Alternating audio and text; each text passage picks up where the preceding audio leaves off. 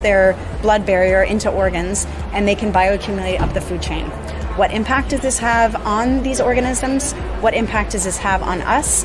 The truth is that we don't yet really know. But according to what we call the precautionary principle, when we look at this information, that should be enough to say we have a problem, we need to start working on solutions. We don't need to wait until we have all the science completely done to know that there's a big problem in the world and we need to take action now. The amount of plastic that we're using is increasing, the number of people on the planet is increasing, and if we don't stop this, the amount of plastic in the ocean could double within the next 10 years. Em 2016, foram produzidas mais de 350 milhões de toneladas de plástico no mundo todo. Isso equivale ao peso de todos nós, seres humanos, somado. E a indústria do petróleo investiu 180 bilhões de dólares para crescer essa produção em 40% nos próximos 10 anos. E pensa que 90% de tudo isso hoje não é reciclado. E que a maioria desse plástico você vai usar uma única vez por até 20 minutos. Desde a hora que você começou a assistir esse vídeo até agora, já foram descartados 2.200.000 canudinhos só nos Estados Unidos e mais de 6 milhões de garrafas plásticas no mundo inteiro.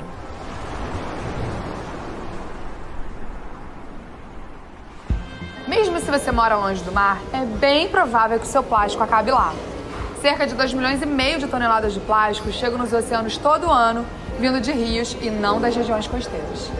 As an environmental engineer, had worked in solid waste management, and it was actually in 2001 when I heard about our trash ending up in the ocean. I said to myself, we're probably doing something wrong on land for our trash to be ending up in the ocean. That's not where it's supposed to be. And when we made this estimate of the actual input of plastic in the ocean, it kind of shifted the conversation to kind of upstream, going, how can we turn off this tap? What can we do upstream to stop this problem from the source?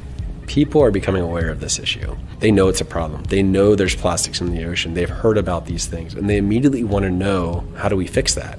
And that rapid change in kind of public awareness is really amazing. To shift maybe the mindset of not only maybe citizens, but also companies and governments around the world. The conversation between all of those three has begun, and I think even though there's a challenge, it's happening. We are getting to a place where the public demands more, they want to understand more, and they want solutions. And that's going to be a catalyst for change, and so I'm optimistic.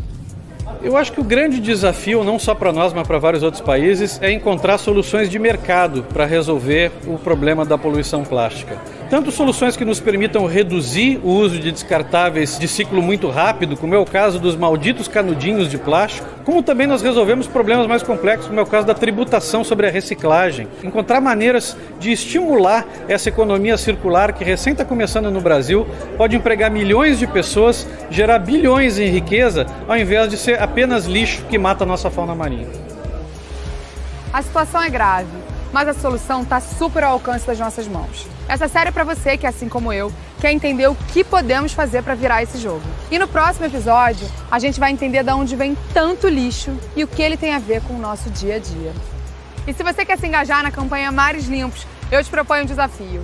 Diga não ao canudinho descartável nas próximas 2 semanas e conta quantos lixos você deixou de gerar. Para saber mais, tem link aqui na descrição. E para engajar os seus amigos, é só compartilhar com a hashtag Mares Limpos. E se você curtiu, dá um like, se inscreve no canal e até já!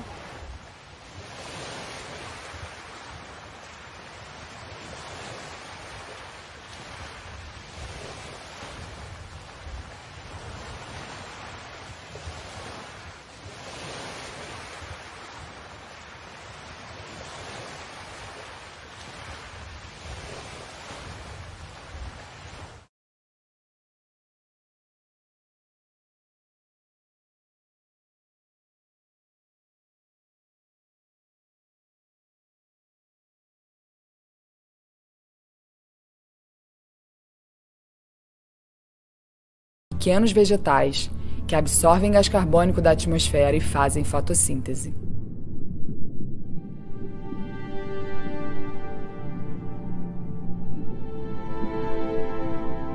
Assim como a grama em um pasto, esses pequenos seres, os plânctons, são a base da alimentação de todos os ecossistemas marinhos. 80% da vida do planeta vive nos oceanos. E depende diretamente dos plânctons.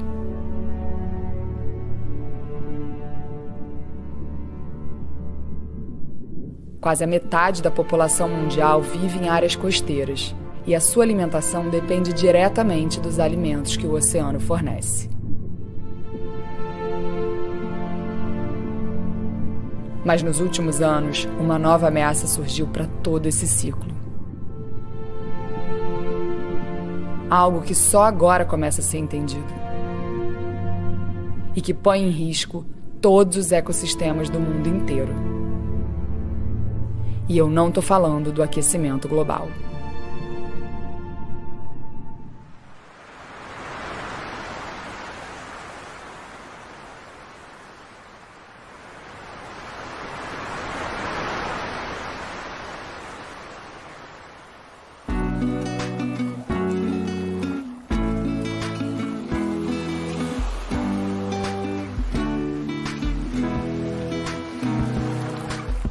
Você pode não perceber olhando de cima, mas o plástico está tão presente nos oceanos que só no Pacífico tem uma ilha 16 vezes o tamanho de Portugal, feita só de plástico. Ele está matando milhões de animais marinhos. E se a gente não mudar os nossos hábitos de consumo, teremos mais plástico do que peixes nos oceanos em 2050. Nessa série você vai entender comigo o tamanho do problema e, claro, os caminhos para a solução. A gente tem que agir agora. Essa jornada está só começando.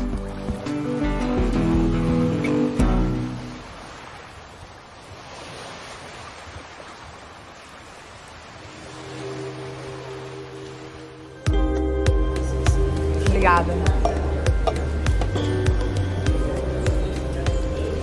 Essa cena é tão comum que a maioria das pessoas nem se dá conta que esse canudinho vai ser usado uma vez por talvez 5 minutos, mas o plástico que está nesse canudinho vai ficar aí, por décadas, talvez centenas de anos. E só nos Estados Unidos são consumidos 500 milhões de canudinhos todos os dias. Esse é o tipo do plástico que está indo parar nos oceanos. Aquele que a gente usa uma vez e joga fora. Mas não se enganem, não existe fora. O problema é realmente muito grave. E eu viajei para 2 conferências internacionais sobre oceanos e lixo marinho para ver de perto e ouvir os maiores especialistas, cientistas e ativistas responderem à pergunta que não quer calar. Será que o que nos cerca hoje é um oceano de plástico? A gente costuma pensar que árvore produz oxigênio para nós respirarmos e que fazenda produz comida para nós comermos e, na verdade, uma imensa parte do que nós precisamos para viver vem dos oceanos. E desse lugar imenso que produz coisas essenciais à nossa vida, nós estamos fazendo uma grande lixeira.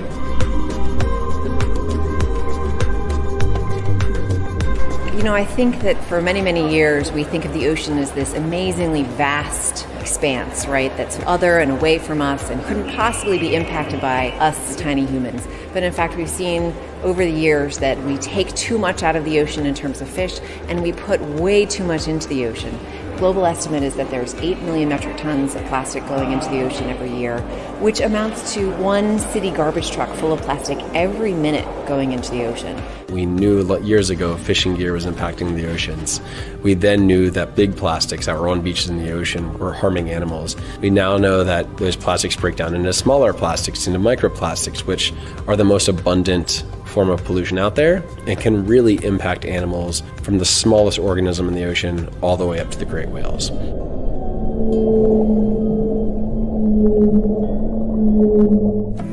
Hoje a gente já sabe que nos últimos 70 anos foram produzidas mais de 8 bilhões de toneladas de plástico. Dessas 8 bilhões, mais de 6 bilhões viraram lixo. E desse lixo, só 9% foi reciclado. O que não significa que depois de reciclado, esse lixo não volte a ser lixo de novo. Esse plástico todo acaba em aterros sanitários ou nos oceanos. E lá nos oceanos, esse plástico se quebra em micropedacinhos, que são confundidos com o mesmo plâncton que está na base da cadeia alimentar de vários animais marinhos. E esse é só o começo do problema.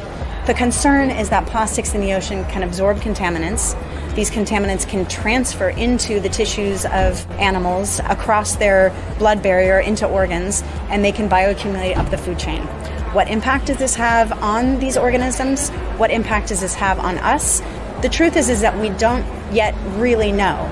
But according to what we call the precautionary principle, when we look at this information, that should be enough to say we have a problem, we need to start working on solutions. We don't need to wait until we have all the science completely done to know that there's a big problem in the world and we need to take action now. The amount of plastic that we're using is increasing, the number of people on the planet is increasing, and if we don't stop this, the amount of plastic in the ocean could double within the next 10 years. Em 2016, foram produzidas mais de 350 milhões de toneladas de plástico no mundo todo. Isso equivale ao peso de todos nós, seres humanos, somado. E a indústria do petróleo investiu 180 bilhões de dólares para crescer essa produção em 40% nos próximos 10 anos. E pensa que 90% de tudo isso hoje não é reciclado. E que a maioria desse plástico você vai usar uma única vez por até 20 minutos. Desde a hora que você começou a assistir esse vídeo até agora, já foram descartados 2.200.000 canudinhos só nos Estados Unidos e mais de 6 milhões de garrafas plásticas no mundo inteiro.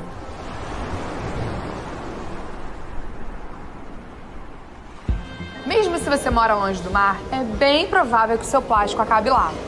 Cerca de 2,5 milhões de toneladas de plástico chegam nos oceanos todo ano, vindo de rios e não das regiões costeiras.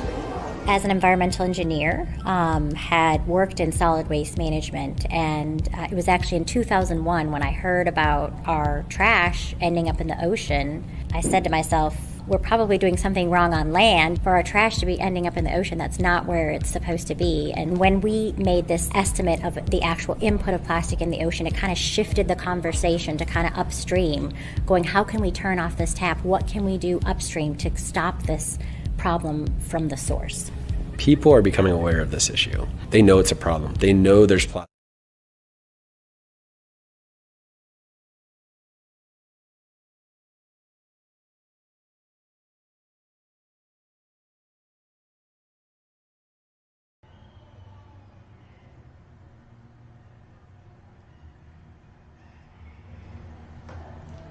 Ei pessoal, tudo bem? Vamos hoje para mais uma live. Isso aí.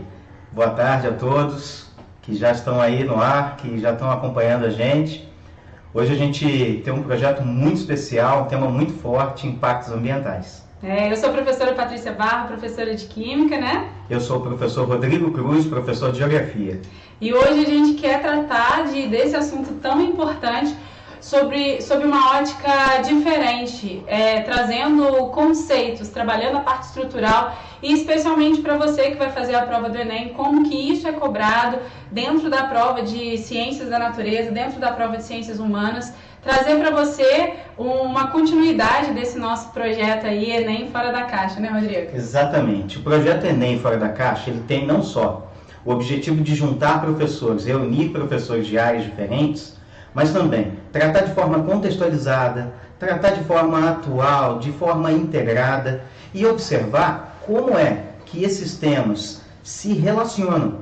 Química, geografia, biologia, física, todas as disciplinas, todas as áreas. Esse é o objetivo desse projeto. Na verdade, a gente bate muito na tecla com os alunos, independente da turma, independente do turno, o quanto a prova do Enem ela é uma prova inteligente. Porque, na verdade, ela mistura todos esses conhecimentos de uma maneira muito integrada. Então, o aluno ele precisa parar de pensar nas disciplinas de maneira isolada. E até mesmo dentro das disciplinas. Eu que sou da área de Química, eu vejo muitos alunos com dificuldade em correlacionar assuntos dentro da própria Química. Como se a Química orgânica fosse algo completamente diferente do que a gente vê numa Físico-Química ou numa Química geral. É uma divisão puramente didática, mas as coisas estão totalmente entrelaçadas.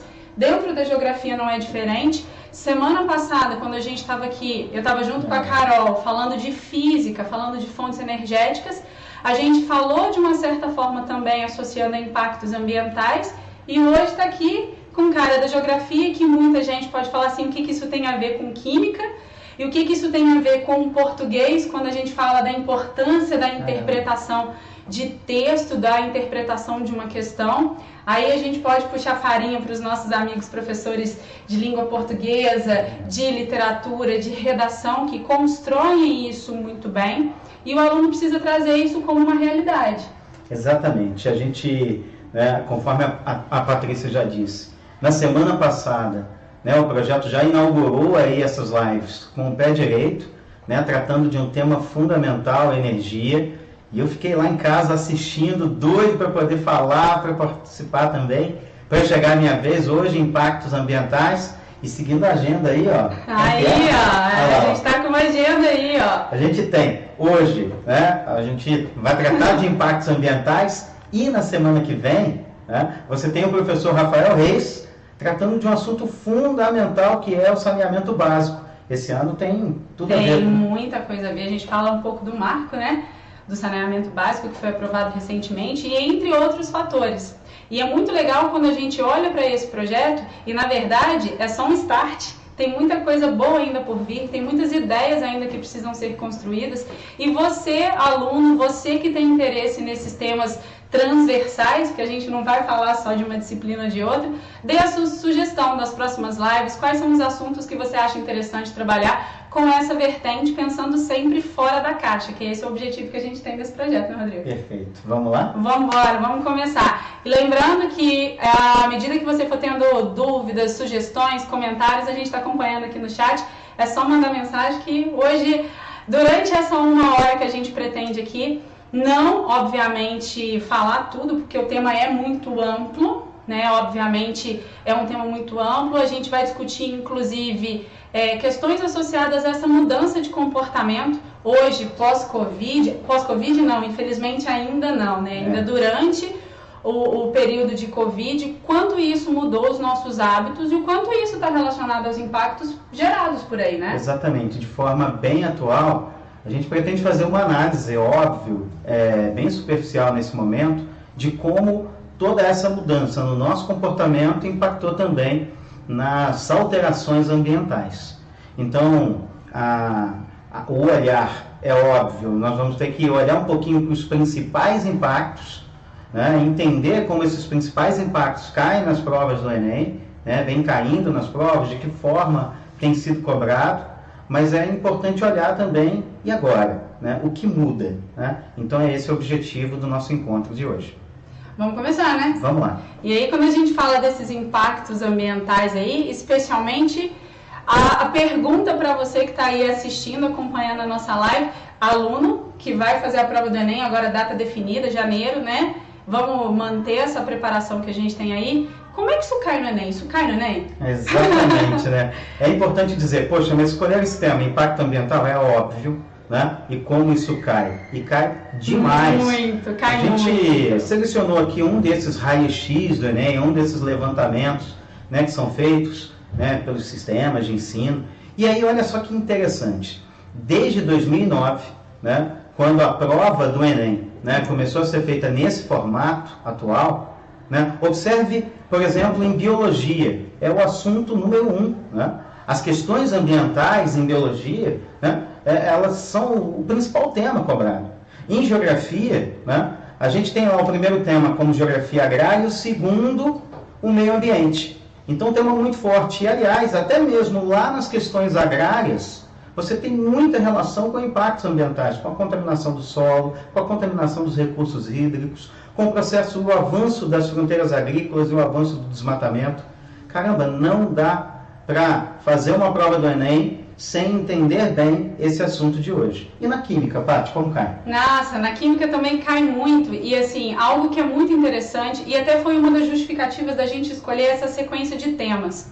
Semana passada, quando a gente falou de fontes energéticas, um dos pontos que são sempre abordados de maneira relevante quando a gente fala das fontes energéticas é exatamente você atrelar a contribuição, os impactos que isso acabam causando no meio ambiente.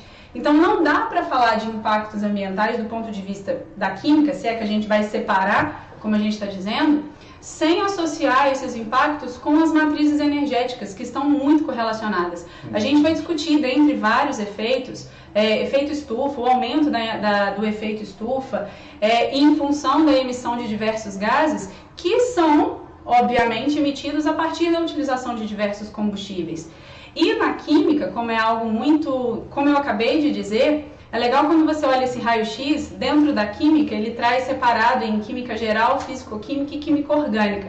Como é que eu vou falar de impactos ambientais sem discutir com o aluno, por exemplo, reações inorgânicas, como, por exemplo, de formação da chuva ácida? Você discute isso com base em uma reação inorgânica. Só que você não consegue desvincular essa ideia, por exemplo, quando eu relaciono alguns óxidos de caráter ácido, em que muitos são emitidos a partir da queima de um combustível fóssil, ou até mesmo não fóssil, quando a gente discute entre outras possibilidades, quando ele olha para a composição disso dentro da química orgânica. Então não dá para desvincular uma coisa da outra. E o Enem ele tem explorado isso de uma maneira realmente muito ampla.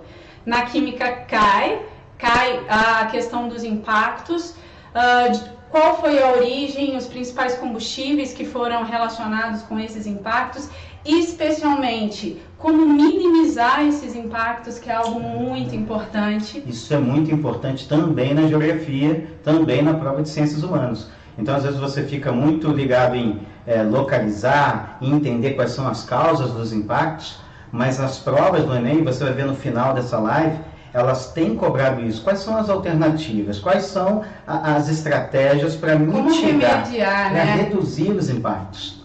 Isso. Quando a gente fala da prova do Enem, que a gente acaba discutindo a prova como sendo uma prova envolvendo resolução de problemas, muitos desses problemas estão associados a medidas de remediação. Como é que a gente discute, por exemplo, a contaminação de um solo? Do ponto de vista da química, quais são as substâncias que a gente poderia utilizar ali para relacionar, por exemplo, em relação à acidez de um solo que foi contaminado, entre outros fatores. Então, a prova do Enem, ela explora isso muito bem, né? Então, vamos dar uma olhada? Vamos dar uma olhada. Vamos continuar com essa live aí. Aí é importante fazer o seguinte. No primeiro momento, é importante entender o que, afinal, é impacto ambiental. Lá na resolução do Conselho Nacional do Meio Ambiente, né, o CONAMA, no artigo 1º de 1986, quando foi definida, né, essa primeira definição de impacto, ela tinha um objetivo bem claro: definir responsabilidades. Quais são os responsáveis por determinadas alterações?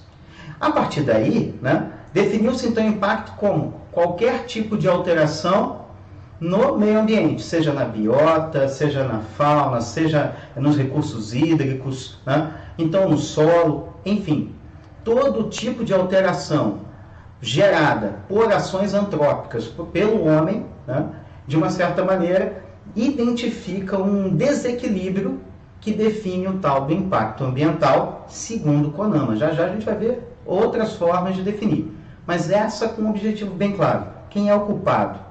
Então, isso lá em 1986. Eu acho que a gente precisa evoluir um pouco em relação a isso, porque são 34 anos, beirando 35 anos aí, e o mundo todo evoluiu e a legislação também precisa acompanhar essa evolução, né, Rodrigo? Exatamente. Então, assim, hoje quando a gente pensa numa prova do Enem, que também pensa em proposições, também pensa em estratégias para reduzir os impactos, eu não posso só buscar culpados, eu tenho que encontrar soluções, né, inclusive econômicas, né, para manter o desenvolvimento econômico sem prejudicar o abastecimento das futuras gerações. É a tal, né, o cerne aí do pensamento do desenvolvimento sustentável. Então, pensando nessa raiz, não posso só buscar culpados, eu tenho que encontrar soluções. Mas, quais são de fato os principais impactos? E olha, infelizmente, são muitos, né? Como a gente acabou de comentar, e a gente vai falar um pouquinho de cada um deles, até porque isso de fato cai no Enem. Por mais que a gente possa tratar de questões sustentáveis, dentro da prova de Química cai uma parte de Química Verde que é de fato muito interessante, tentando trabalhar também com meios um pouco, com situações até um pouco mais associadas a essa questão da sustentabilidade, mas é importante para o aluno ir para a prova do Enem conhecendo muito bem quais são os principais impactos e especialmente medidas associadas a essa remediação, porque isso está diretamente associado ao perfil da prova do Enem, quando ele acaba discutindo isso de uma maneira muito ampla, muito integrada, entre as áreas, na verdade, né? Então vamos lá. É óbvio, né, que quando você pensa numa prova do Enem, né, é muito comum encontrar nas questões, no histórico de provas do Enem, abordagens associando ao aquecimento global, à intensificação do efeito estufa. Então vamos lá, por parte. toda vez que a gente aborda o tal do aquecimento global, a gente está falando do quê? A gente está falando da intensificação do efeito estufa.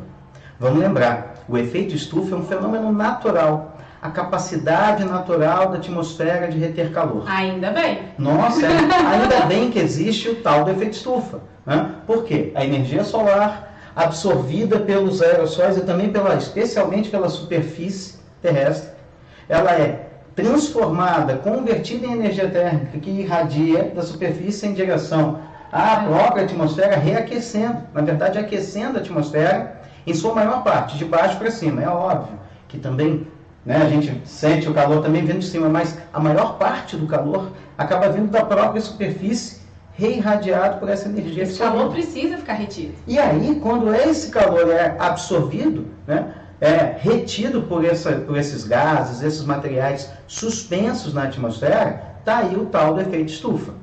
Há um estudo muito antigo que faz essa relação, né, identifica a evolução dos índices de poluição em nosso planeta, resultantes, né, de atividades humanas, né, por exemplo, a queima de combustíveis fósseis, a queima de florestas, atividades como da pecuária, né, hoje até uma certa indagação, né, Paty?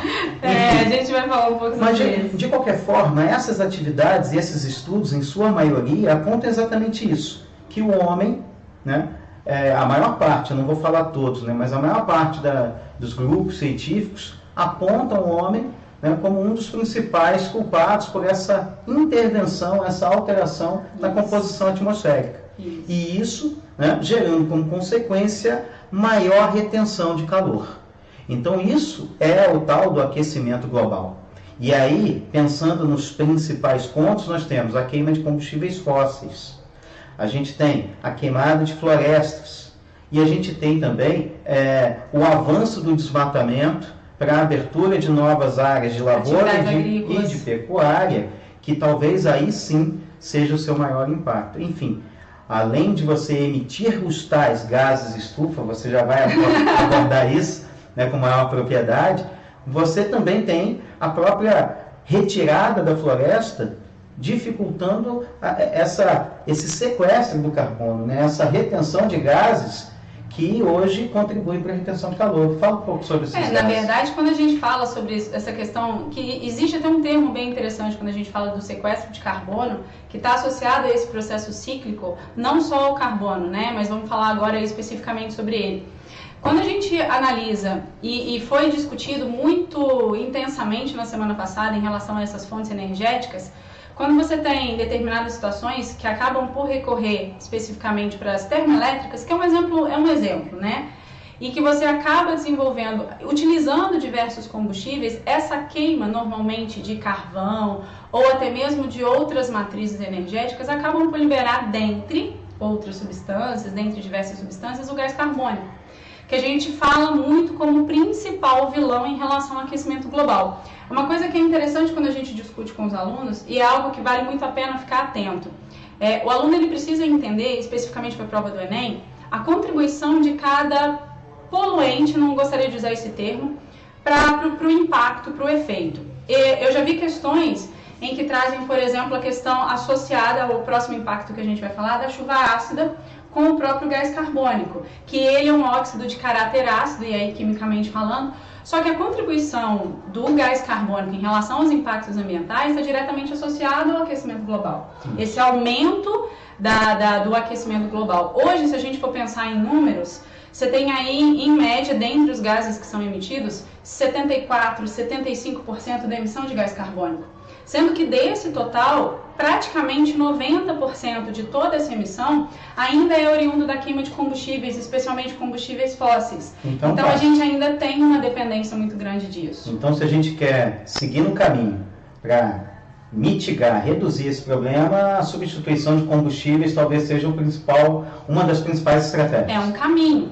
Quando a gente fala, por exemplo, da substituição de combustíveis fósseis, por exemplo, petróleo, derivados do petróleo, por combustíveis não fósseis, combustíveis renováveis, é um ponto muito importante da gente associar a utilização de combustíveis de origem vegetal. Como a gente falou, por exemplo, do etanol de primeira e de segunda geração. Lembrando que o etanol de segunda geração é aquele produzido a partir da fermentação da celulose do bagaço da cana, que até então era um outro problema, porque geraria um outro impacto ambiental por ser resíduo. Recursos hídricos. Exato, é um resíduo, é um impacto gerado. Quando você olha para o etanol, a queima dele também produz gás carbônico. Só que qual que é a grande questão quando a gente associa a substituição de combustíveis fósseis por matrizes não fósseis, por matrizes renováveis, especialmente de origem vegetal? É que durante o processo de desenvolvimento da planta, da cana-de-açúcar, que hoje é a principal matriz utilizada para a obtenção do etanol, durante o processo de fotossíntese daquela planta, ela utilizou o gás carbônico que ela removeu da atmosfera. Quando essa planta vira um combustível e que ele sofre um processo de combustão e queima, que ele libera gás carbônico novamente na atmosfera, você pode até não ter um equilíbrio zerado, mas você tem um balanço de carbono em relação a essa questão quando comparado a combustíveis fósseis. O balanço do carbono, exatamente isso. Você vai mitigar, vai diminuir. É uma maneira de você diminuir aquela emissão significativa de gás carbônico quando você compara com um combustível de origem fóssil que não removeu parte desse gás carbônico da atmosfera durante o desenvolvimento, por exemplo, da planta. Exatamente. Então, é uma maneira de você trabalhar, sim, com a questão da redução desses gases poluentes. Só que vale muito lembrar para os alunos que o gás carbônico, ele é um importante gás causador da intensificação desse aquecimento global, por conta do aumento da intensificação desse efeito estufa, mas ele não é o único gás causador de aquecimento global, ou pelo menos responsável por essa intensificação do aumento do efeito estufa. Exatamente. Eu só para quebrar aqui, já estou com a cabeça quente aqui, você está vendo? Né? De tanto problema. Vamos avançar então? Mais um então. Qual é o outro problema ambiental aí, impacto tão abordado? Ixi, para onde a gente vai agora, hein? Caramba, desmatamento. O desmatamento ele é um dos principais impactos também, muito abordado nas provas, porque ele afeta, né, todo o equilíbrio de proteção do solo, afeta o reabastecimento das reservas subterrâneas de água, afeta na perda da biodiversidade, né, local. Então você tem aí uma série de problemas, né, e que normalmente está associado a uma prática econômica que não respeita toda a potencialidade daquele local. Né? Então se você for imaginar, por exemplo, que no Brasil, né, e também em outros países da faixa tropical, que hoje, né, não conseguem conter o avanço desse desmatamento, ele não está perdendo só aquelas espécies, né, e só aquelas espécies, mas muitas daquelas espécies, mas ele está contribuindo para impactar todo o regime térmico, pluviométrico, não só daquela área afetada, mas de todo o conjunto. Aqui no Brasil, por exemplo, estima-se que 40% de todas as chuvas que caem sobre o nosso território estão diretamente relacionadas, né, à dinâmica da evapotranspiração amazônica, os famosos rios voadores. Então, o que acontece? Termo legal, hein? Não, tranquilo. Porque se você afeta, né, se você retira essa vegetação, você vai estar retirando essa bomba de água, né, que joga água na atmosfera todos os anos e que é responsável por abastecer grande parte não só do Brasil, mas de parte da América do Sul. Então, quando isso não tem um controle, você afeta a queda da biodiversidade, você aumenta a erosão do solo e você também afeta o abastecimento das reservas subterrâneas de água. E tem uma outra coisa que a gente estava discutindo enquanto a gente conversava, idealizava essa live toda, é que muitas vezes a questão do desmatamento está associada à queima. Ah, verdade. Porque, na verdade, durante o processo para a remoção das florestas, para diversas finalidades, né, Rodrigo? Uhum. E muitas delas associadas a uma exploração um pouco mais excessiva, ou até mesmo pelo avanço da pecuária, né, da agricultura de um modo geral, muitas vezes esse processo de desmatamento ele acaba acontecendo com a queimada das florestas. E aí isso gera, de novo, mais impacto. Porque você vai ter aqui a queima, mais liberação de gás carbônico na atmosfera, além de você estar removendo ali uma diversidade de plantas e de árvores que também poderiam trabalhar de maneira sinérgica e positiva nessa remoção, nesse ciclo do carbono.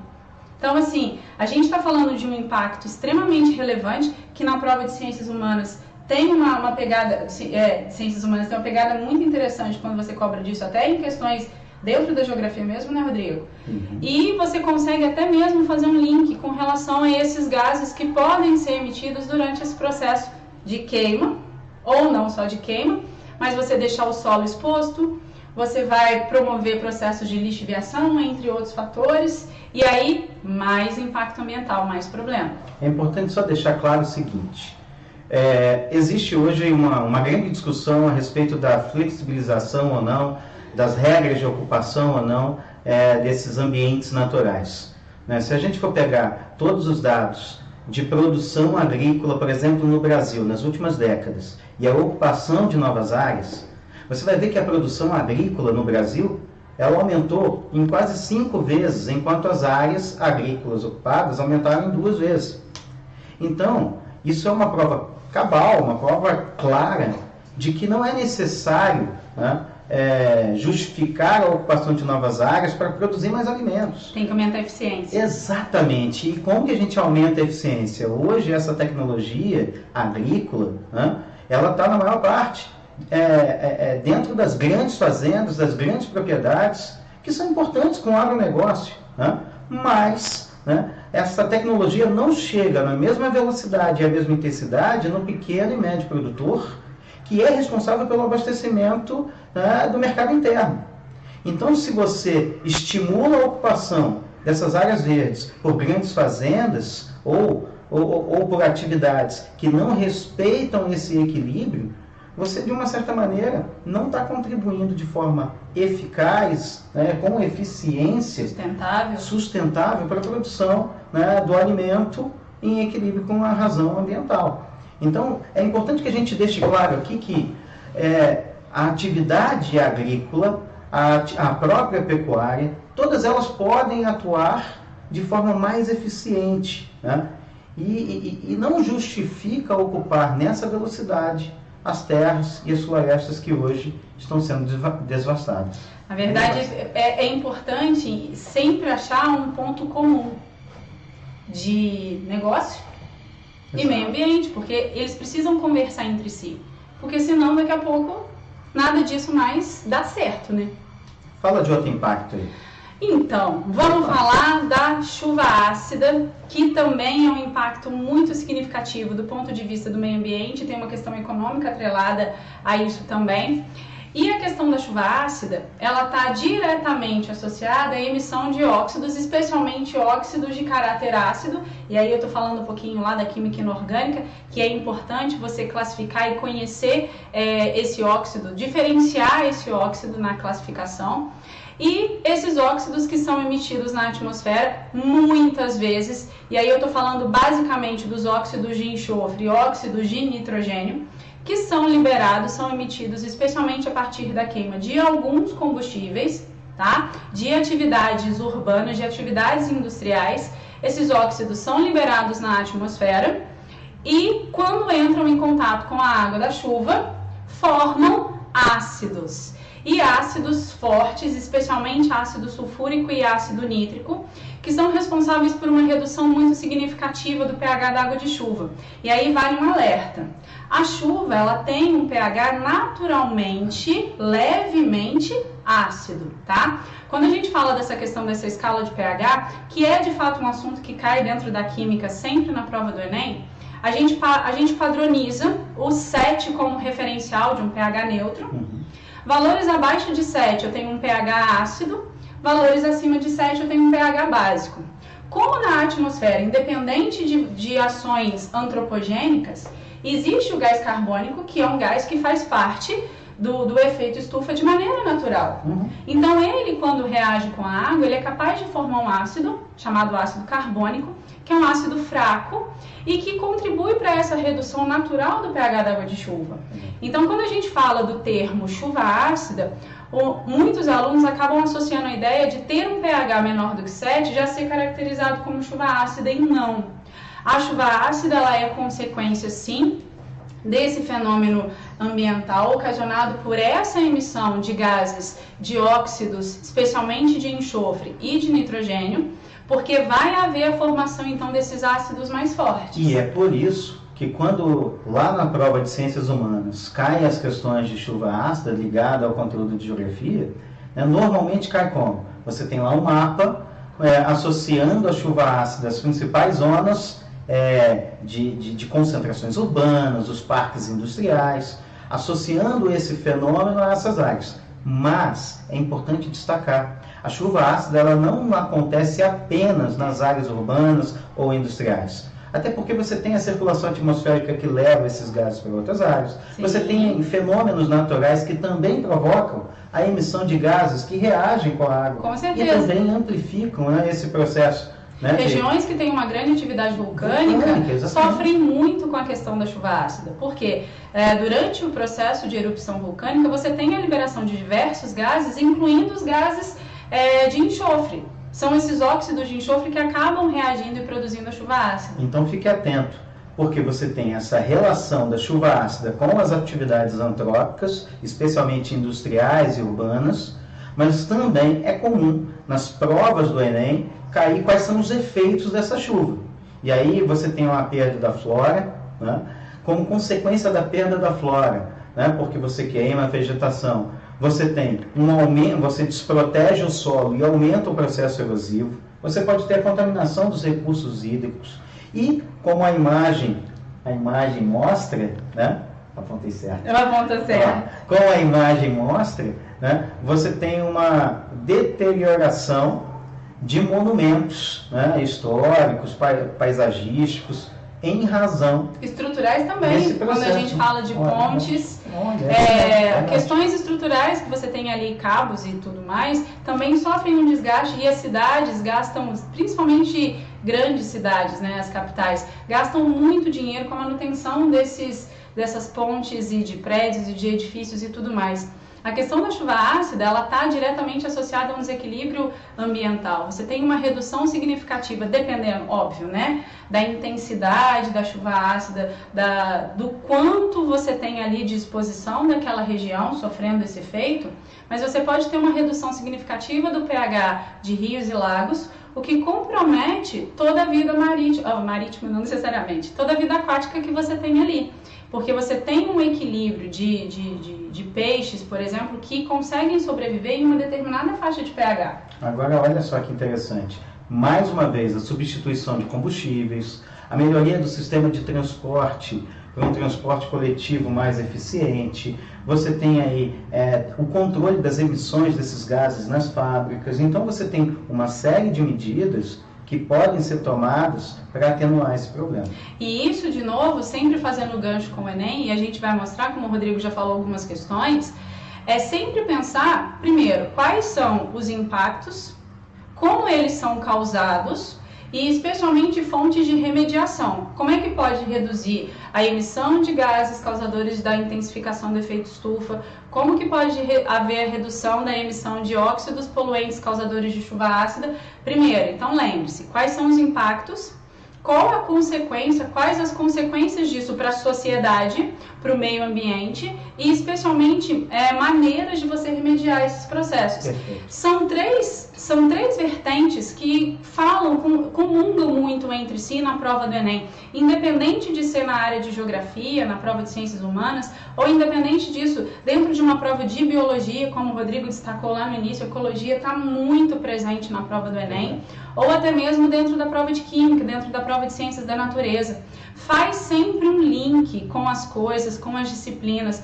Olha para a questão dos combustíveis, das matrizes energéticas, como que isso pode estar associado a esses impactos, que eu tenho certeza que você vai mandar muito bem na prova do Enem. Vamos lá. Vamos para mais um, né? Contaminação da água. Aqui a gente pode tratar de diversas fontes de contaminação. Por exemplo, a gente pode pensar na contaminação gerada pela liberação de efluentes sem tratamento, esgoto sem tratamento nas bacias hidrográficas. A gente vai falar na próxima live. Na próxima live você vai discutir saneamento básico, né? Que é um tema muito, muito recorrente. Só para dar um spoiler aqui, no Brasil, apenas metade da população tem tratamento, né? Tem água tratada em casa. São números assim que chegam a ser assustadores. Assustadores. Então essa contaminação, por exemplo, já puxando aí um mote lá para a biologia, né? É muito comum, por exemplo, cair aquela questão onde você tem uma emissão muito grande, né, uma liberação muito grande de resíduos orgânicos que acabam aumentando a concentração de micro-organismos que consomem esses restos orgânicos liberados na água. E aí você aumenta a população, né, desses micro-organismos e de algas que aumentam o consumo de oxigênio. E, por sua vez, vai acontecer o quê? Você vai gerar um processo que é muito comum na prova, que é o impacto chamado de eutrofização. Isso cai sempre na parte de ecologia. Exatamente. Então você tem uma demanda muito forte, e esse ano especialmente, essa matemática muito importante, né? É importante observar qual é a solução para isso. É a coleta, o tratamento dessa água. A água, quando eu falo do tratamento dessa água, ela não precisa se tornar potável novamente, mas ela tem que reter toda essa grande concentração de resíduos orgânicos e alguns até, né, metais pesados. Sim, tem resíduos inorgânicos, né, também, que também pesados. São importantíssimos. Por exemplo, numa área de mineração, era muito comum antigamente, e ainda hoje em algumas áreas, né, naquele processo do garimpo mais primário, eles utilizarem o mercúrio para separar os materiais, e quando isso para lá na água, você gera magnificação autrófica, né? E aí é bem mais complexo. Você tem ali mercúrio que vai passando aí dentro lá da pirâmide do... Então tem coisa além. Essa cadeia. E só mais um toque, e já que a gente está falando dessa mineração e dessa exploração mineral, a imagem deixa claro aí, por exemplo... Né, uma imagem forte, né? Uma imagem forte, que é uma daquelas imagens que marcaram o final do ano passado, né, quando aquelas manchas de óleo apareceram no litoral nordestino, né, especialmente. E que se espalharam. E isso não é algo incomum, né?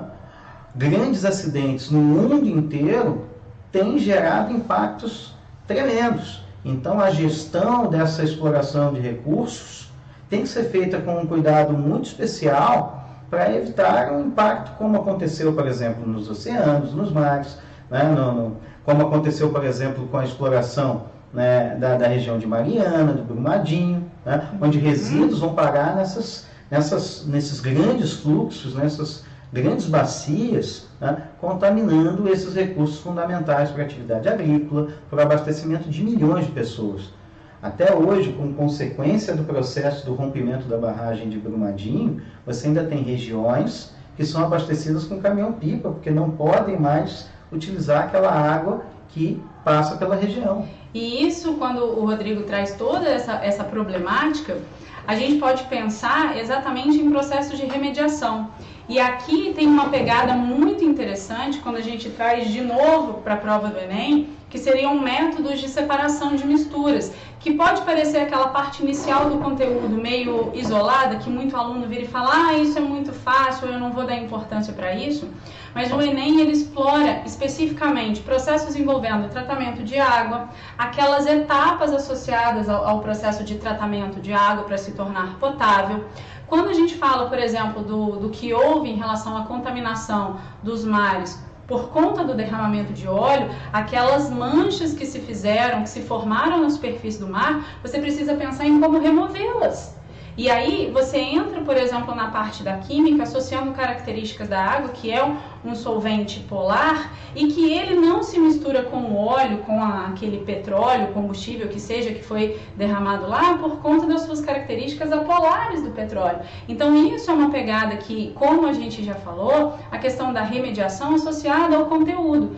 Como que isso vai ser cobrado? Quais são as técnicas, por exemplo, que poderiam ser utilizadas para trabalhar no processo de descontaminação dessa água? Seja, por exemplo, no processo de contaminação de uma água com metal pesado, seja em relação a uma água que foi contaminada com óleo, que aí forma uma mistura heterogênea ali, você precisa buscar técnicas específicas para isso, seja para remover micro-organismos, quando a gente fala do processo e das etapas de tratamento de água, que vai até processos de desinfecção.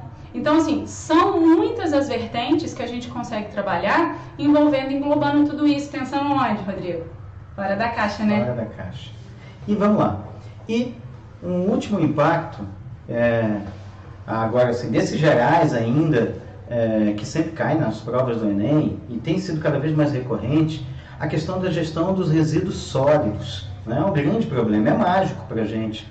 Né? Você pega, joga o lixo ali na sacolinha, vai lá, deixa lá no recipiente do seu prédio, na calçada, e de repente some, né? Não é bem assim, né? Só que não, né? Ele não some, né? Ele vai parar nos aterros sanitários, nos lixões, e ele vai se acumular, né? Gerando uma série de problemas. Primeiro que esses espaços, quase sempre sem uma gestão correta dos seus materiais decompostos, eles geram problemas diversos.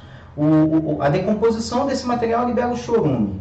O chorume contamina o solo e as bacias hidrográficas. Exatamente. Por outro lado, você tem ali os materiais plásticos que não se decompõem facilmente, demora aí muito tempo. Anos. E aí o que acontece? Ele vai acumular água, vai ser ali foco de uma série de insetos e de animais e vetores para doenças. Né? Então você tem que ter aqui uma gestão muito adequada desse processo, e há uma discussão hoje muito forte. Né? Por quê? Porque não só quando a gente fala do saneamento, a gente fala da água, do esgoto, a gente está falando do lixo também. Mais uma vez, se lembre, no sábado que vem, né, o tema da live vai ser exatamente isso, falar sobre esse marco regulatório de saneamento básico no Brasil. Né? Então é muito importante a gente ficar atento a esses temas, a esses impactos. E quando a gente fala dessa questão toda de resíduos sólidos, a gente vai apontar algumas mudanças, é muito importante você associar com a Política Nacional de Resíduos Sólidos. Porque, como o Rodrigo disse, todo e qualquer resíduo que você gera na sua casa, ele precisa ter uma destinação correta.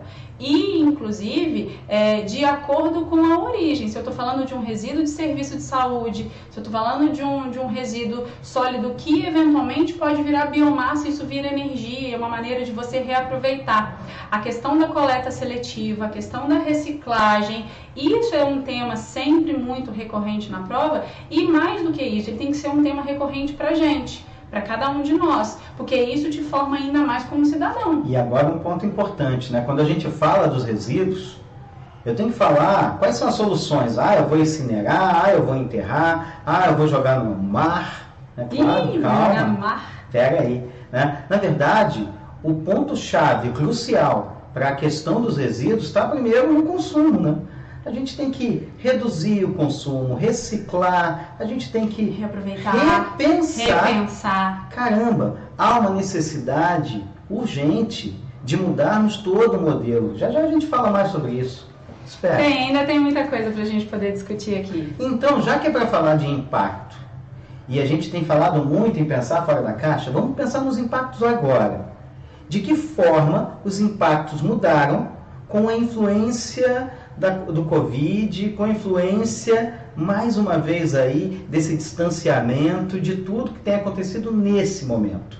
Né? Já que é para pensar fora da caixa, Paty, de que maneira tudo isso que está acontecendo esse ano afetou, né, a relação do homem com a natureza e os impactos ambientais? Com toda certeza. Você, hoje, todo mundo mudou a sua rotina, inegavelmente. De uma certa forma ou de outra, todo mundo teve a rotina alterada por questões associadas ao Covid, à pandemia, ao isolamento social, e isso de fato modificou a quantidade de resíduo gerado, produzido. Isso isso mudou aquela estatística, aquela logística associada aos tipos de resíduos gerados e especialmente os impactos ocasionados com isso. Então é nessa vertente que você precisa pensar. Então vamos fazer o seguinte, já que a gente tem que pensar diferente, vamos pensar inclusive numa definição de impacto diferente. Observa, quando a gente fala da definição de impacto ambiental, a gente tem diferentes maneiras de pensar esse impacto. Lá no início da live a gente havia usado uma definição do CONAMA. De 86. De 86 e que buscava o quê? Responsabilidades. Quem foi que fez aquele impacto? Mas se a gente for buscar na literatura acadêmica sobre impactos ambientais, você vai observar que impactos podem ser causados, né, por outros agentes, inclusive naturais. A erupção vulcânica, por exemplo, pode gerar um grande distúrbio, uma grande transformação naquele espaço atingido por uma erupção. Então você tem impactos que podem ser positivos, impactos que são negativos. Pensando numa definição de impacto mais ampla, a gente então começa a compreender o que aconteceu com os impactos hoje. E aí tem uma outra grande mudança e uma outra premissa nesse pensamento. Avança pra gente, observa só. E é interessante quando a gente fala desse termo, impacto ambiental, que ele está muito associado ao lado negativo da coisa. Exato. E a gente pode pensar assim, opa, peraí, existem impactos positivos também. Por exemplo, quando se definiu, né, quando se buscou o distanciamento social como a principal estratégia para reduzir a transmissão do vírus, isso não só ajudou a conter nos países que respeitaram de fato esse distanciamento, né? Esse isolamento social. E aí o que acontece? Quando você define e passa a utilizar essa estratégia, olha só que interessante, você reduz o fluxo de veículos, você reduz as viagens aéreas, você reduz, né, a produção industrial em diversos setores e, óbvio, isso vai gerar um impacto positivo com relação à poluição atmosférica. Olha que interessante, né? Segundo os dados da CETESB, que é a Companhia Estadual de Tratamento de Esgoto e Saneamento Básico de São Paulo, né? Você teve aí, nesse período, já foi detectada uma redução de 73% da emissão dos óxidos de nitrogênio. De onde que vem isso mesmo? Nossa, são esses benditos óxidos de nitrogênio aí que são um dos responsáveis por aquele impacto ambiental que a gente acabou de discutir da chuva ácida, que são emitidos, seja por atividades agrícolas, mas especialmente pela queima de alguns combustíveis fósseis. Então, assim, eu tenho um impacto positivo que é consequência de um processo de distanciamento e de isolamento social. Então, é muito importante você sempre colocar na balança, como o Rodrigo mostrou, aquela imagem que é muito interessante quando a gente coloca o positivo e o negativo, é sempre associar que toda causa tem uma consequência. Exato. E que muitas vezes essa vai ter um impacto positivo. É óbvio que todos esses impactos positivos, a maior parte deles, são temporários. Mas é importante observar que eles nos indicam, de uma certa maneira, que é a solução em relação aos grandes impactos que a gente discutiu no início dessa live.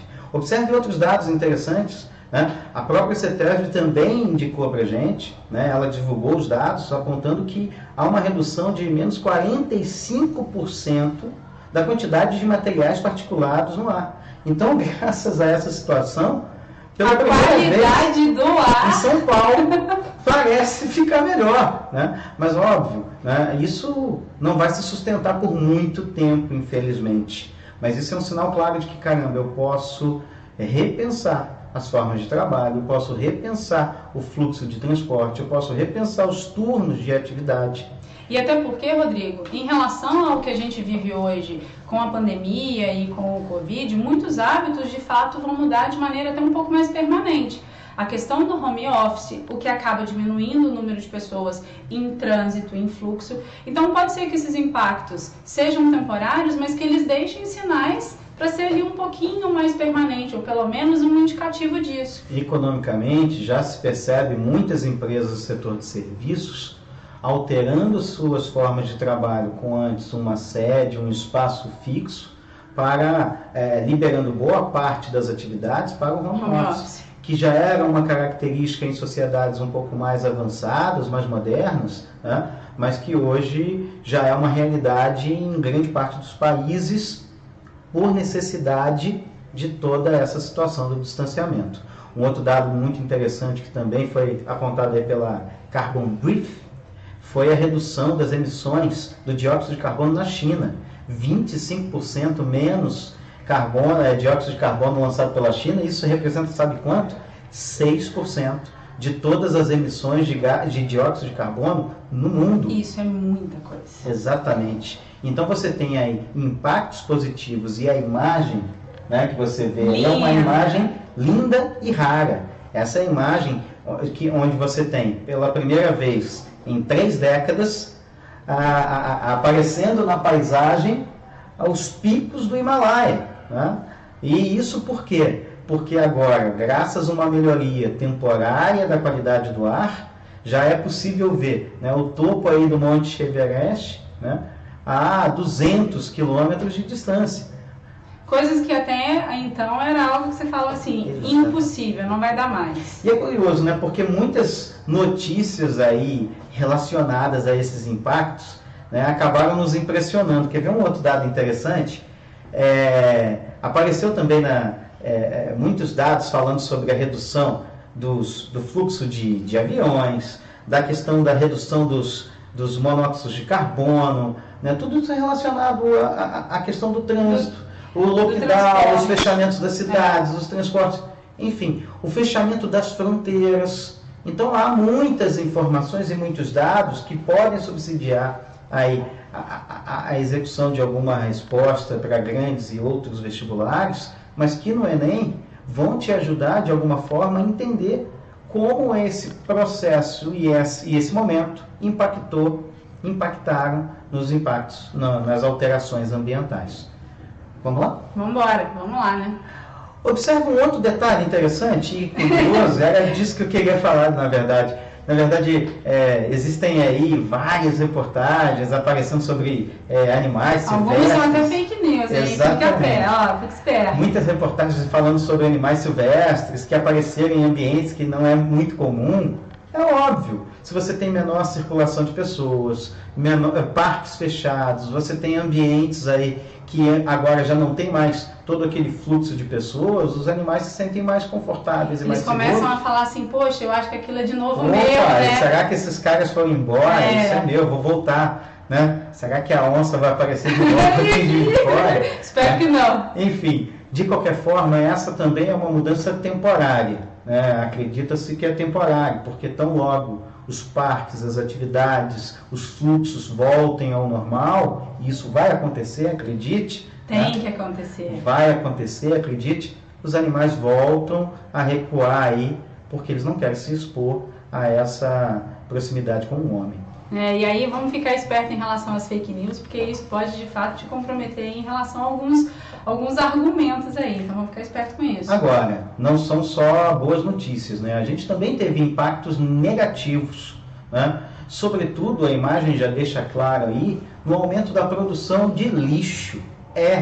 Especialmente o lixo residencial. Óbvio, você está em casa, você está preso em casa e você passa a consumir um pouco mais de alimento, a produzir, a pedir mais coisas. Isso é algo muito interessante quando a gente fala do delivery, o quanto o delivery cresceu com um período de pandemia, de isolamento social, e aí a gente chama a atenção, como o Rodrigo disse, em relação a esses impactos negativos, muito atrelado à questão das embalagens, especialmente a questão das embalagens, e especialmente embalagens que nem sempre a reciclagem desses materiais é um processo tão simples. E sabe qual é o grande problema? Quando a gente fala desse lixo, né, a gente sempre fala do problema do lixo ruim, né, do plástico ruim, por exemplo. Né, sabe qual é o plástico ruim? É aquele que você usa uma vez só e joga fora. Então, quando se... A polêmica dos canudinhos. Exato, a polêmica do canudo não é porque o canudo é o grande problema. O grande problema é que ele é um tipo simbólico ali, né? Um tipo que simboliza todo o impacto de um produto que vai demorar centenas de anos para poder se decompor e que você usou por quanto tempo? 5 minutos. 5 minutos, talvez 10 minutos. Então esse é o problema. A gente tem que mudar o nosso modo de produzir, de consumir, né? E buscar alternativas em relação a todo esse plástico, né, Paty? Pois é. Até porque, Rodrigo, infelizmente, onde ele vai parar? Exatamente. Observa um detalhe. Então, alguns dados, né, sobre esses impactos. Pode ir passando, Paty. Olha só. Segundo a Cooperativa dos Trabalhadores das Vilas de Porto Alegre, eu peguei dados, né, tanto do Brasil quanto do mundo, né, você tem aí 16% do aumento do lixo residencial, especialmente dos lixos recicláveis. Exatamente esses lixos, né, esse plástico, esses materiais que podem ser reaproveitados. E aí, Rodrigo, deixa eu pegar um gancho aqui. Com toda a questão do Covid, com toda a questão do isolamento social, muitas cooperativas acabaram por reduzir a questão do trabalho das pessoas que estavam ali de fato fazendo essa seleção, essa coleta. Um risco de contaminação. Um risco de contaminação. Então, muitos resíduos, isso é uma informação muito triste, muitos resíduos que são recicláveis não estão passando por um processo de triagem para, de fato, ir para a reciclagem, e eles estão sendo descartados em aterros de maneira desordenada, porque para evitar a contaminação, a exposição ao vírus, esses processos de triagem eles estão sendo banidos, subestimados, reduzidos de maneira significativa. Então, o problema mudou de lugar, né? A gente continua tendo problema, e agora, se você tem, por um lado, uma redução da produção do lixo nos centros urbanos, você tem um aumento da produção nos bairros. Né? Porque as pessoas estão em casa. Exatamente. E esse aumento da produção exige uma reorganização da gestão de resíduos. Né? E um dado muito importante está relacionado aos resíduos de serviços de saúde, né? Que a gente comumente chama de lixo hospitalar, mas não é só lixo hospitalar, mas de todos os serviços de saúde. Né? Então você tem todo um cuidado hoje, né? Todo um conjunto de protocolos que deve ser seguido e que aumentou, né, em consequência, a quantidade de resíduos de serviço de saúde. Que precisam de um processo de tratamento e descarte extremamente específico. Quando a gente fala de perfuro cortantes, quando a gente fala da questão de medicamentos, um equívoco achar que você tem um medicamento vencido na sua casa, que você simplesmente vai jogá-lo no lixo. Isso é um erro muito grave, porque você precisa ter todo um processo de descarte desse material. E por conta do aumento, obviamente, em função do Covid, das atividades nos hospitais, porque você tem pessoas que estão ali com um aumento muito grande, você tem também um aumento desse resíduo que precisa ser tratado de maneira adequada. E aí você tem um aumento da proliferação do vírus, uma maneira de tentar minimizar isso, aí você volta nessa roda onde precisa haver uma triagem, precisa ter um controle, precisa ter um tratamento adequado, que nem sempre é tão simples, tão direto como fazer uma incineração, como muita gente acha, e você tem aí um aumento de pelo menos 20 vezes nessa quantidade de resíduos de serviço de saúde. Então é um número muito grande, um número quase que assustador. Exatamente. E aí, pensando e observando dados, né, do mundo, né, você vê que isso acontece em todo o planeta, não é uma realidade só do Brasil, né, mas no mundo inteiro há um aumento desse consumo de pacotes de laranja, de produtos de delivery, o plástico ruim, aquele que você usou uma vez só. Ou seja, então esse é um aumento global e um problema a ser discutido no mundo. E por quê? Porque grande parte desse plástico vai parar onde, Paty? Onde será que esse plástico vai parar, hein? Olha só, que imagem triste que a gente tem, e que se nós não repensarmos a maneira de utilização do plástico, é algo muito complexo, porque você tem ali esses plásticos que, na sua grande maioria, né, infelizmente, não sofrem um processo de reciclagem, como o Rodrigo falou, especialmente plásticos associados a um consumo imediato, que seria de canudinhos, copos descartáveis, e que são descartados de maneira inadequada, não sofrem um processo de reciclagem da maneira como deveriam, e isso, na verdade, acaba parando lá nos oceanos. E aí você tem todos os impactos ocasionados por isso. Olha só o dado da ONU, são aproximadamente 8,8 milhões de toneladas de plásticos lançados anualmente nos oceanos. Hoje já existe até uma estimativa que em 2050 nós teremos mais plástico do que peixe nos oceanos se nós continuarmos dessa maneira, em termos de massa, né? Hoje existe uma ilha de plásticos, né, que se concentra hoje no meio do Oceano Pacífico e que já é quase do tamanho do estado do Texas, nos Estados Unidos. Imagina isso, cara. É absurdamente, né, problemático a situação do plástico. A gente tem que realmente buscar o quê? Alternativas. E a gente falou isso no início da live. A gente identifica o problema, localiza esse problema, remedia esse problema. E busca, né, estratégias que mitigam, que reduzem, remediam esse problema. Então esse é o caminho do pensamento a respeito do impacto ambiental para uma prova do Enem. Completo. Você tem que pensar no impacto ambiental de uma maneira completa. Então vamos pensar o seguinte: como então eu soluciono quase todos eles? Como eu faço para reduzir esse problema? Hoje se discute muito a estratégia da economia verde. O que é economia verde? É pensar um desenvolvimento econômico sustentável, que dê conta, né, de todas as demandas atuais, sem comprometer o abastecimento das futuras gerações. E isso, para que isso funcione, a gente tem que mudar, inclusive, um modelo de pensar a economia. Hoje a economia tem um modelo muito linear. E como que funciona essa economia linear? Eu vou lá no meio ambiente, extraio o recurso, transformo esse recurso no setor secundário e consumo esse recurso ali, né, na fase final e jogo fora. Caramba, mas o nosso planeta tem recursos finitos.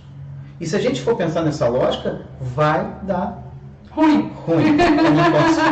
Enfim, não está na hora. E aí o que acontece? Eu tenho que pensar no modelo, né, cíclico. Então, observa um detalhe, a gente pode dizer o seguinte, né, tem uma definição da ONU, eu peço aqui licença para poder falar, diz assim, hoje entendemos que o modelo econômico linear não é sustentável, óbvio que não. E o processo de extrair, usar e descartar, claro que não. Por quê? Porque eu preciso de um modelo que reutilize, um modelo que de alguma maneira, né, nos permita, observe aí a definição, reciclar e ter, sobretudo, uma vida útil mais longa. Mas será que as empresas querem isso? Então, né? Então, a questão é, eu tenho que buscar soluções energéticas, eu tenho que buscar soluções de consumo, eu tenho que buscar soluções sustentáveis. E só isso para poder solucionar de fato, né, todos esses temores e os processos gerados pelos impactos ambientais. E que seja algo de fato efetivo, que isso saia do plano da utopia, em que você trabalhe com um modelo circular que em tese funciona bem, mas na hora que você traz isso para uma viabilidade econômica, isso se torna ineficiente. Então esse modelo circular de consumo que acaba gerando a economia verde, ela, de fato, ela precisa acontecer de maneira sustentável. Exatamente. Então, isso precisa tudo ser repensado. E, por fim, né, já caminhando aí, né, nas últimas análises, antes de falar das questões do Enem, de observar as questões do Enem, a gente fica pensando, e agora? O que vai acontecer, então?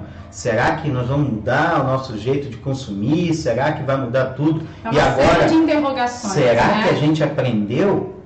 Então, eu não sou tão otimista. Se a gente for buscar lá na história, todos os grandes períodos de crises econômicas gerados pelas mais diversas causas, o que a gente tem na sequência? Flexibilizações ambientais.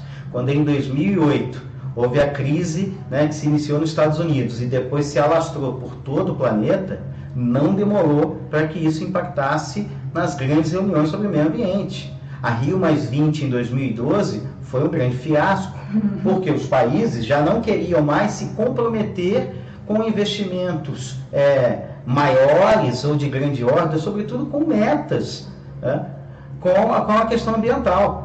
Justificavam que era mais importante naquele momento pós-crise, né, ou ainda em crise, buscar a geração de empregos. É óbvio que é importante a geração de empregos, mas se eu busco essa geração de empregos num modelo ambiental que não é sustentável, ele vai impactar a população e eu vou gastar mais de novo por isso.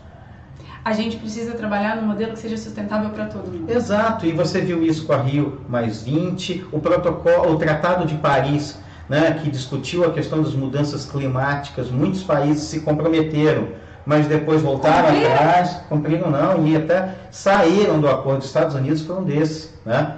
E se a gente for pensar nisso hoje em dia, bom, não vou falar de política nesse momento, mas cada um já sabe muito bem quais são as tendências arriscadas que a gente tem tomado aí. Por fim, eu acho que essa questão sobre a mudança, provavelmente aconteça mesmo algumas mudanças nas atividades econômicas, algumas mudanças em relação à ética respiratória, né? Mas há uma questão importante, né? Talvez mais no distanciamento, né? Mas talvez menos nas atividades econômicas. Mas eu ainda acho que precisa haver uma mudança de hábitos. Quando nós, em casa, simplesmente ignoramos o processo de minimamente selecionar e separar o seu lixo, isso é algo que é muito marcante. Então, quando você hoje, em função do Covid, em função da pandemia, que as pessoas estão muito mais tempo em casa, elas passam a adquirir novos hábitos de consumo, seja ele mais sustentável, um consumo com melhor pensado, vamos dizer assim, mas especificamente a maneira como você descarta os seus resíduos. E aí eu acho e eu acredito que esse novo normal vai, como a imagem mostra de maneira até bem forte também, a questão do distanciamento, que eu acho que isso infelizmente vai ser um legado que vai acabar ficando para muitas pessoas e para a sociedade em si, mas a mudança nos hábitos eu acho que vai ser algo muito marcante e eu acredito muito nisso. Exato. E como que todas essas questões, todos esses temas caem no Enem? E caem muito. E cai bastante. O objetivo aqui não é resolver as questões, assim como não foi na semana passada, mas é mostrar para você que vai fazer a prova do Enem o quanto essa live com esse monte de assunto transversal em que a gente misturou química com geografia, com história, com filosofia, com sociologia, com biologia, com tudo. Como é que isso cai na prova do Enem? Como é que vão buscar habilidades e competências para poder resolver isso aí? Então essa é uma questão, por exemplo, que está falando do tratamento do lixo como um dos processos associados à incineração. Então você precisa minimamente conhecer a ideia central do que é, mais especificamente falando das consequências de você queimar um lixo, de você incinerar um lixo, tá? E os impactos associados, por exemplo, com a emissão de gases poluentes desse processo da queima. Então não é simplesmente colocar o lixo no incinerador e achar que o problema está resolvido. Ele não some, né? Ele não some dali. Então há dois impactos aqui, né? A gente está falando do acúmulo de resíduos sólidos, eu estou falando da poluição atmosférica. E aí ele fala de dois impactos. Ele fala das causas desse impacto. E pede ao aluno o quê? Uma solução. Né? Então é o que a gente tem falado sempre, né? Identificou a causa, identificou o local, né? Mas quais são as medidas, as estratégias mitigadoras para reduzirem aí esses impactos? E é interessante sempre conhecer o pró e contra de cada medida. Incinerar é uma maneira de você mitigar o problema do resíduo sólido? Não deixa de ser, mas não é simplesmente colocar lá no incinerador e achar que isso acabou. Você tem medidas que estão atreladas a isso. E aqui, Rodrigo, tem uma pergunta que a Dani fez, que eu acho que é uma pergunta bem complicada de responder. Ela está perguntando se as leis ambientais no Brasil são boas. É muito relativo isso, tá, Dani? E se precisa de mais fiscalizações ou de mudanças na legislação. Então, se a gente for pegar do conjunto de legislação ambiental no Brasil, você tem um dos pacotes mais completos do mundo. No entanto, né, no Brasil há uma distância muito grande entre o que está no papel e o que se faz na prática. Então, não é a questão das leis em si, mas como elas são de fato cumpridas, como elas são de fato exercidas. Né? Não é a mudança na lei, mas a mudança na postura. Na postura, na fiscalização. E é esse o grande temor hoje em dia. Né, que a gente, ao invés de contribuir para fortalecer os órgãos fiscalizadores, a gente tem visto um desmantelamento desses órgãos. Esse é o grande problema. Não é a lei, mas a forma como se faz cumprir. E aqui, de novo, mais uma questão associando a combustíveis energéticos, tecnologias de informação, falando dessa postura de consumo, como a gente acabou de dizer, essa questão do consumo sustentável e de toda essa postura consumista na sociedade, está indicando uma crescente produção de lixo. A gente acabou de destacar que esse ano, período pós-Covid, essa produção, ela, como diz o Rodrigo, ela mudou de lugar, mas a gente percebe que há um aumento, especialmente no caso dos resíduos de saúde. E aqui ainda vem a pergunta em relação às consequências desse aumento da produção do lixo. E aí está falando, por exemplo, da contaminação do solo, da contaminação de lençol freático. Aí a gente acaba discutindo também dentro dos aspectos de saneamento básico, que no Brasil você ainda tem lixões.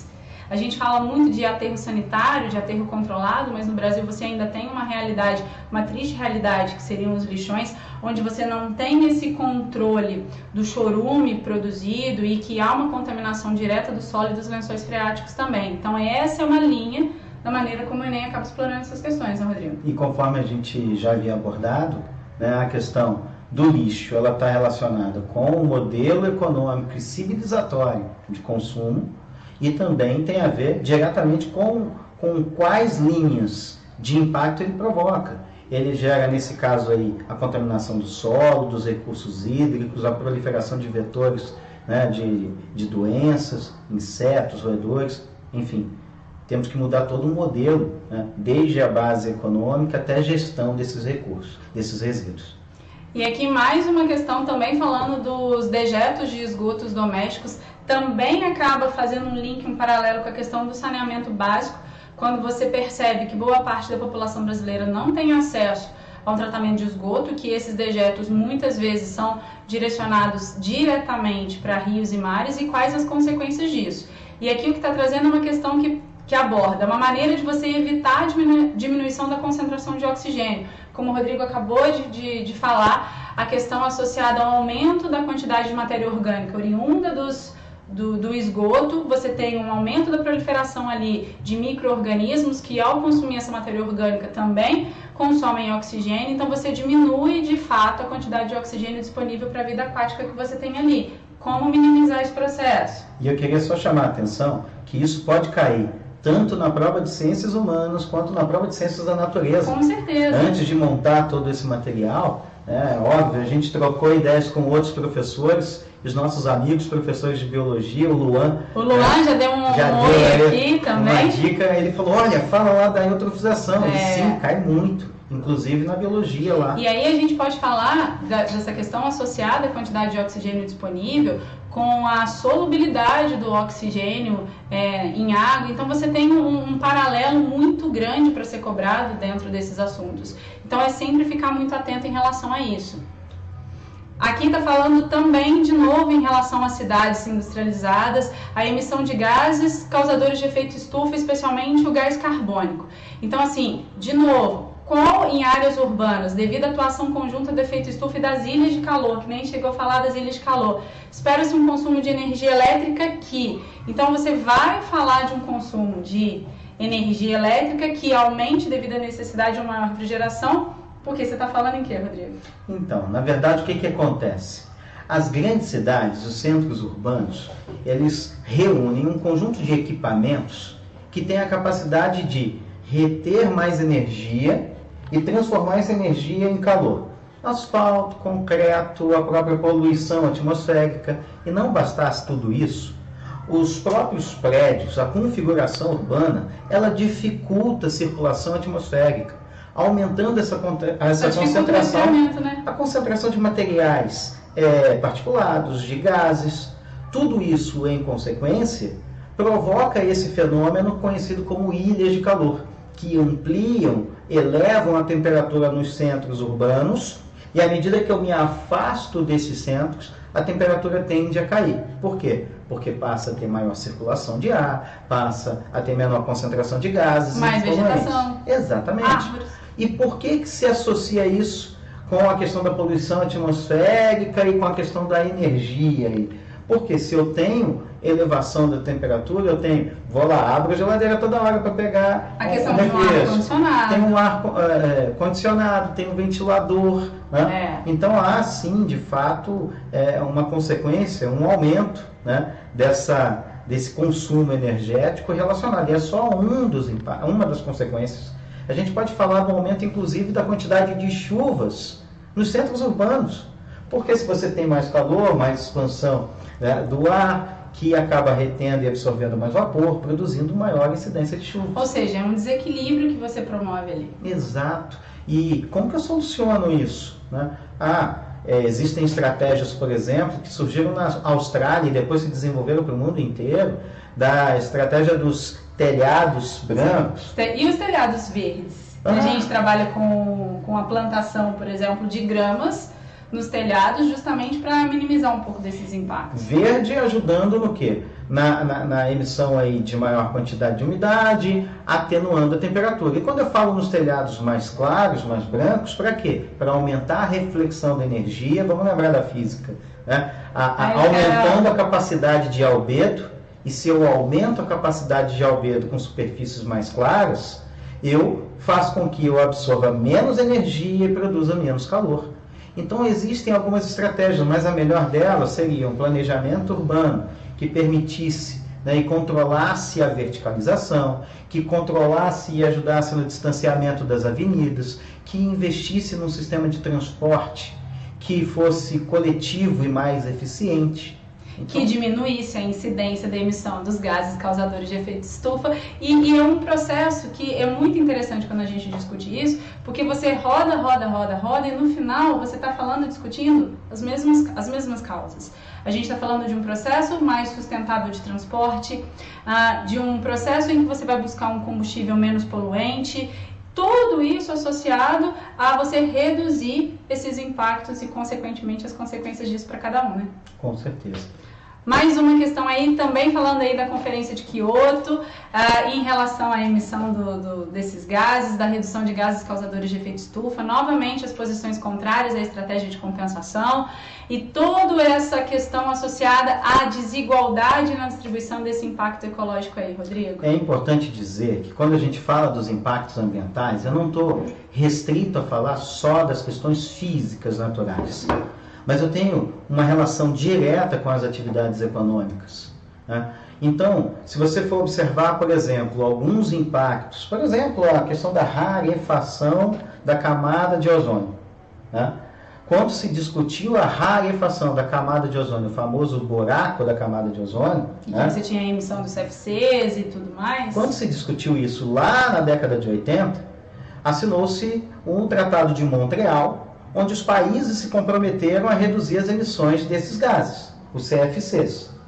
Caramba, mas quem produzia e quem emitia esses gases? Fábricas de geladeira, refrigeradores, spray de laque de cabelo, tinta. Que hoje já foram substituídos. Aí você vê bonitinho hoje, né, nas latas aqui, livre de CFC. Mas e quando a gente fala de aquecimento global? Quais são os principais responsáveis? Queima de combustíveis fósseis. Então, estou falando de petrolíferas, automobilísticas, que nada mais, nada menos são empresas das que têm o maior volume de capital no mundo. E caramba, o lobby econômico, a força e a pressão que elas exercem, acaba impactando nas decisões políticas. E lá em 97, quando os países iniciaram aí a adesão a esse gigantesco protocolo de redução das emissões dos gases de estufa, o famoso protocolo de Kyoto, né, os países começaram a se comprometer com uma redução dessas emissões, mas nem todos os países se comprometeram. Estados Unidos e China, os maiores emissores, não assinaram, né? E os Estados Unidos, durante muito tempo, inclusive, questionou se de fato era importante fazer isso, né? Só com o Obama é que ele vai admitir pela primeira vez que isso é realmente um problema, depois de ter sofrido muito com ele. E um dado interessante é que todas essas questões buscaram soluções políticas, né, para o desenvolvimento dos mecanismos de desenvolvimento limpo, soluções estratégicas, como o crédito de carbono, mas até isso se discute. Por quê? Quando eu tenho autorização para comprar o crédito de carbono, de uma certa maneira, é uma mercantilização do direito de poluir. Que eu posso poluir, eu posso emitir. E é por isso que essa questão é uma questão complexa. Ela traz aí exatamente essa questão da desigualdade da distribuição do impacto ecológico, está relacionado exatamente com isso, que o país que tem capital, ele tem comprado o direito de poluir. Então, o problema não é você encontrar estratégias compensatórias, né? Você tem que mudar o modelo civilizatório, mas essa é uma discussão muito maior. Vale uma outra live, né, Rodrigo? Exatamente. Eu acho que vale uma outra live. A gente ainda tem muito assunto para poder discutir. Dá para trazer filosofia, sociologia. Tem muita coisa aí, ó. E aí, para a gente poder fechar a nossa live, que eu acho que assim rendeu muita discussão, né? Uma questão aí também associando a questão das mudanças climáticas, considerando as informações do texto, de novo falando da questão dos gases causadores de efeito estufa, como que seria então uma estratégia de adaptação em relação uma estratégia de adaptação. E aí eu quero até chamar a atenção, né? Porque o que acontece? Aqui, nessa questão, olha lá como a interpretação dos comandos da prova... É algo que a gente fala muito, o aluno tem que ir lá identificar, primeiro que a informação do texto ela acaba sendo muito importante, e aí entra de novo, como a gente já falou, a questão do português, da língua portuguesa, da literatura, da redação, do quanto isso é importante na interpretação da questão, na busca dos dados, né? E por que eu estou falando disso? Porque nessa questão ele vem falando sobre o problema das alterações climáticas e ele deixa claro no texto, olha, o problema já está aí, já aconteceu, está acontecendo, ele existe.